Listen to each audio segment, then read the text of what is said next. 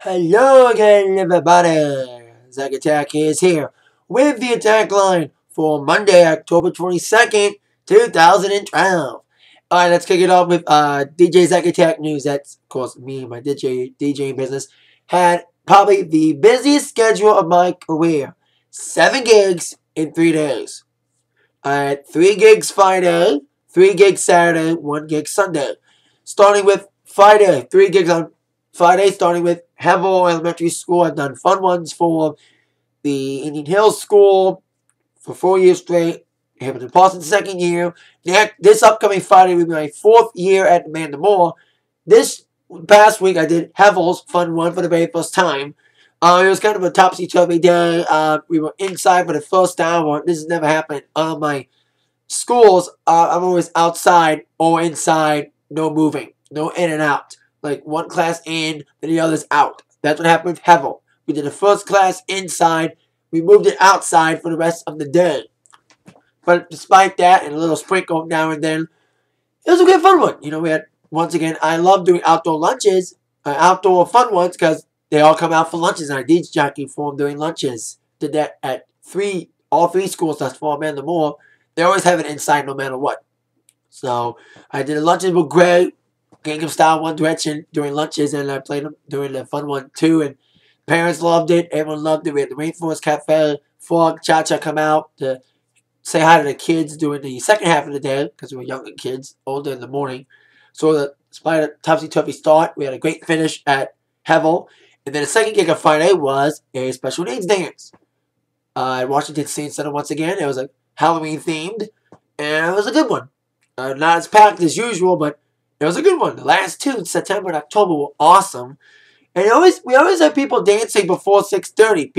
We had food come at 6:30. There were already people dancing before 6:30. Again, and the line dancers booked as always. Tried Gangnam Style. The special needs people didn't do it, but one of the Parks and Rec employees who was there did the dance for us. So that was cool. And then right from there, I had a Halloween party right after that. It was adults and kids. It was a mixed Halloween party, but it was mostly a kids party. The adults just stood there, and drank little to get really super drunk. Mostly the kids dominated the show. Gangnam Style requested 3 times, Love One Direction, LMFAO. Typical kids songs, all the line dancers work, Cha-Cha, Cupid, all of them. But like I said, nothing much for the adults until like the last half hour when it was emptying out. So then 3 gigs Saturday. First was an event for the Boys and Girls Club of America, Washington Township chapter, for my good friends Stan and Lisa Babinski, owners of Lisa's Dog and Cat Grooming in Washington Township. Despite a rainy day, we still had a decent turnout. If we do it again next year, this Walk for the Future, second annual, hopefully it's better weather. But we had a decent turnout despite the weather, and we had a decent crowd, especially with the U of M MSU game. Glad U of M finally beat State, finally. After that, we went straight to another gig at Westview. It was my favorite. It was overcast and cold, not a lot of people. The vibe wasn't there. And it was okay. Stayed for a few hours. And then went to my other Halloween party this past weekend, which was the 3rd gig on Saturday. You mean like the triple threats? It was like 2 mornings, 1 night, or 2 night shows, 1 morning. Saturday was 2 mornings and 1 night, which was like I said, a Halloween party, which was great. Last year's vibe and this year's vibe we did this certain party for the 2nd year in a row for this girl named Nancy, and last year's vibe was mostly rock guys screaming by 2. This vibe this year was mostly sexy stuff, old stuff, like a couple years ago, like Moneymaker, Cyclone, like 4 or 5-year-old stuff that I haven't played since like Wilkinson days. We used to DJ Wilkinson Middle for a while. That was my first middle school, so because there was a mixed crowd there. We had mostly older people and teenagers that are like 24, 25 that went to high school about 10 years ago. So that's why I played on old stuff. Did pretty well, and it was a good show. You know, like I said, the kids kind of ruled it yet again, like the other Halloween party. And then of course Westview Sunday, best day for it. Great way to end the triple threat weeks. This big weekend with 2 triple threats, and of course 1 single Sunday. And it was a long weekend and ended pretty well yesterday. Biggest crowd at Westview yet. Great day, sunshiny day, beautiful fall day, great turnout. Everyone enjoyed themselves on yesterday, so happy the weekend ended pretty well. And I got another 7-gig weekend this weekend, but it ain't as grueling. I have 1 Thursday, 2 Friday, 2 Saturday, and 2 Sunday. This is my last weekend of Westview this upcoming weekend, and I got 2 Halloween parties and Halloween dance for Emma Mennel and a trunk or treat. And like I said, my last fun one this week for Amanda Moore. So that's my upcoming week. After this past weekend was great. Now, let's go with the entertainment news of the day, starting with your #1 movie. New #1 movie, as many expected. Paranormal Activity 4 ranked at #1 this week. Unfortunately, it didn't live up to the expectations the third one delivered. On this weekend last year, when Paranormal Activity 3 came out, it made $52 million. Paranormal Activity 4, however, only made $29 million. And the other big new movie that came out was a bomb. That was Alex Cross, making only $11 million. Proving that Tyler Perry's fans don't want to see him in a dramatic role. They want to see him put on the fat suit and dress in drag as Medea, then be a dramatic actor. So there you go. Paranormal Activity, disappointingly, debuts at #1. Now on to the 2 biggest entertainment news of the weekend. Starting with the wedding of Justin Timberlake and Jessica Biel. Of course, they got engaged a few months ago. And this past Saturday, actually Friday, they got married. Justin Timberlake said it was magical, unforgettable, and beautiful as they got married in an Italian seaside resort on Friday. The bride and groom partied outdoors following the nuptials with guests such as Andy Samberg and Jimmy Fallon and Timberland. Makes sense. No one, if anybody from NSYNC showed up. Like Lance or Chris or JC or Joey. I think Joey's on Dancing with the Stars, so probably won't make it. Anyway, I think Justin did sing at the wedding. Sang a little bit, but that's all I know. So congrats to Justin and Jessica on your marriage. As well as also congrats to Adele. Apparently, reportedly, Adele gave birth over the weekend to a son. According to many sources in the British press, Adele's giving birth to a baby boy. There's been no further information as it's scarce, with no official press release from her or representatives.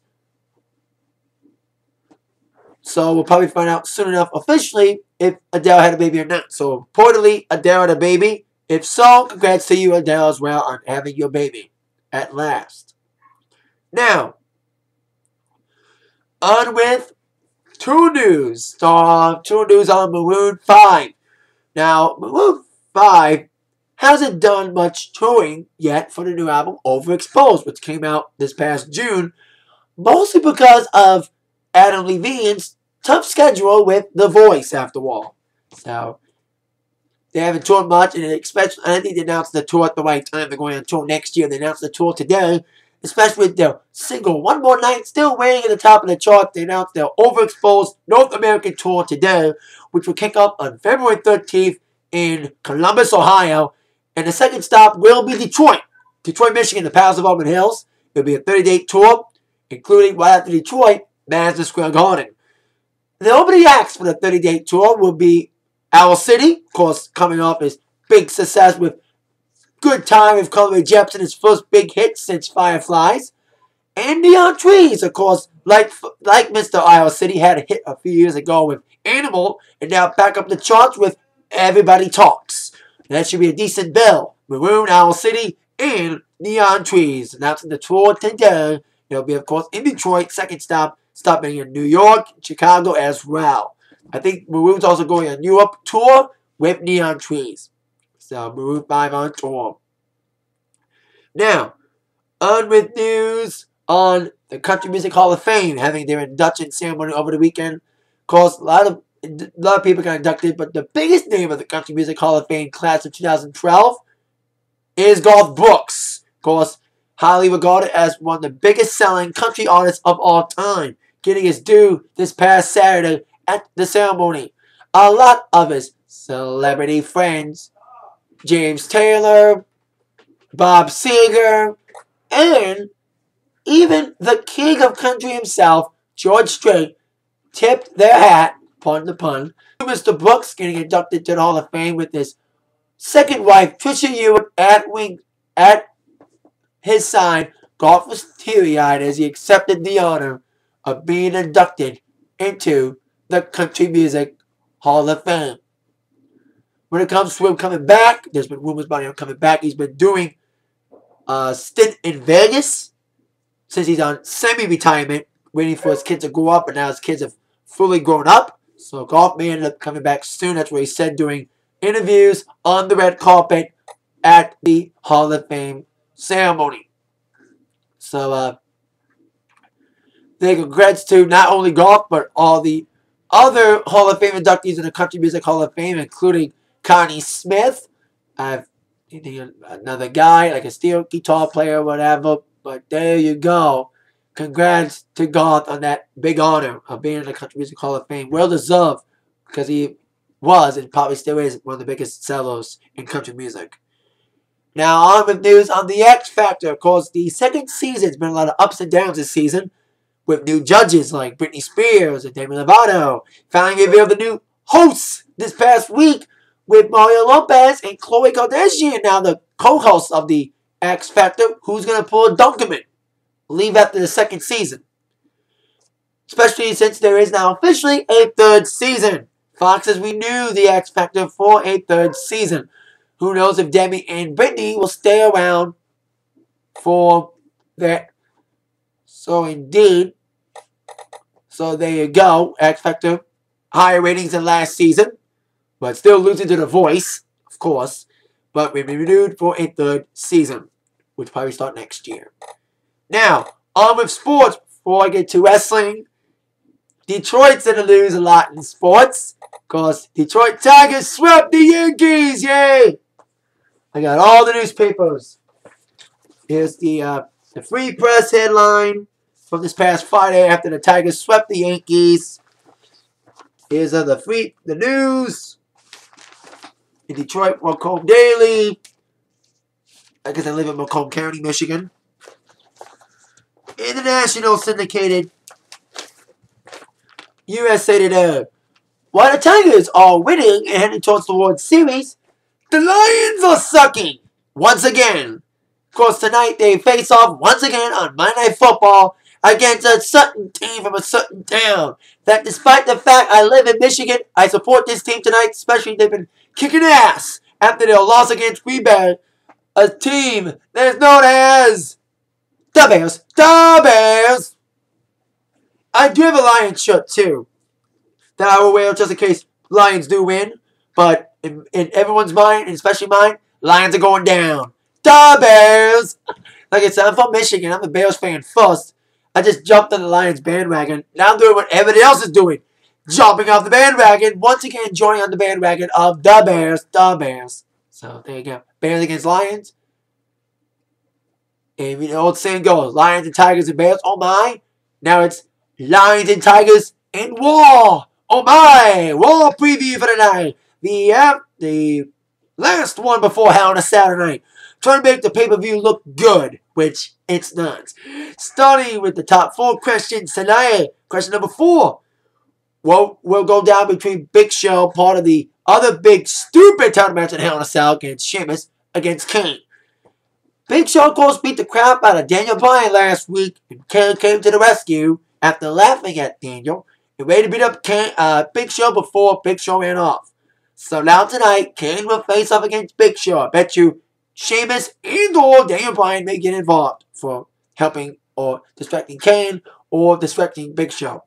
Especially with Sheamus taking on Big Show this Sunday in Hell in a Cell for the world title. The second stupidest match on the card besides the WWE title match, which I'll refer to in a moment. Question number 3. Speaking of Team Hell No, Kane and Daniel Bryan, who will win finally the Tag Team Tournament Final to become the new number 1 contenders for this Sunday in Hell in a Cell? It was supposed to take place last week as World Skulls was scheduled to face up against Rey Mysterio and Sin Cara, but Rey Mysterio got sick and had to miss the Egypt tour as well as missing Raw last week, making this match this week And we have been confirmed that Rey Mysterio is at Raw, is healthy, and ready to compete tonight with Sin Cara against Rhodes Scholars to see who would face off against Team Hell No this Sunday. Of course, once again, WWE's fashion of putting on matches without any hype. This is totally it. With no time to promote the match besides 6 days. So there you go. Who faced Team Hell No? Find out finally tonight. Question number 2. Speaking of Hell in a Cell, will any of the matches be revealed? Now, we know the tag team title match will be determined tonight. We do know the Intercontinental Championship rematch between Kofi and Miz will take place. We know Randy Orton and Mr. Alberto Del Rio, the Raw title match, the WWE title match. 5 matches thus far, 2 of which will be in Hell in a Cell, Raw and WWE title match. And we don't know any other matches yet, so we'll probably maybe find out more last-minute matches tonight, as typical WWE fashion. Now, question number 1.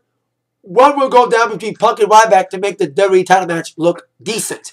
Because on paper, the match is fucking stupid. As of course, CM Punk will defend the title this Sunday against, of all people, Ryback. I said it last week. I say it again. Ryback's not ready for the main event. He doesn't deserve this. You know, I know he's getting a big push. It's too fucking soon. Everyone's seeing the writing on the wall that after this Sunday, Ryback's push will end, especially when Punk, by hook or crook, beats Ryback. I know everyone's saying, oh, Punk's overrated, but everyone agrees with me that Ryback does not deserve to be in the main event this Sunday. Like I said, I hate to admit it, despite the fact Cena gets too many title shots because there's no one fucking left in WWE to get a title shot against Punk. I would have preferred Cena, but Cena's still not healthy. Although Cena may be healthy for Survivor Series. So there you go. We'll see what happens with Punk and Ryback and everything else heading towards Hell in a Cell tonight on Raw at 8, 7 Central on USA Network. That is it for the Atakline. See you all later for my Raw review tonight. Then by involved and attacked by the review. Not the review. The news. From Zach. Thank you very much for watching. See you later. Go Bears. And go Lions too, but mostly go Bears. See ya. Yeah.